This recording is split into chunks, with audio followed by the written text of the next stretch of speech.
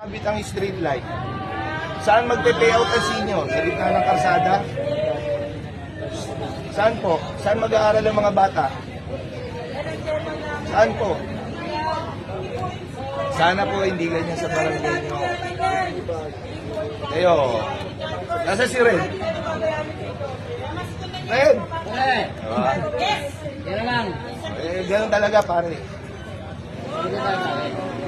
Yun lang po, sana wag niyo ikat. Ako po bilang punong barangay ng 208, nakikiusap po.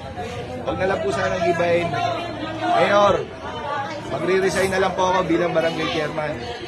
Yung barangay po, pabayaan niyo na po. Yun lang po.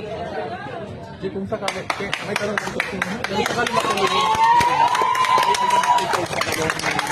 Wala ko kami lilipatan. Wala ko kami lilipatan dito. Wala naman nung bakanting lote rito eh. Wala rin na mauupahan dito. Ang budget po ng barangay namin, 3.3 million lang. Napakaliit. Hindi ho namin kayang umupa.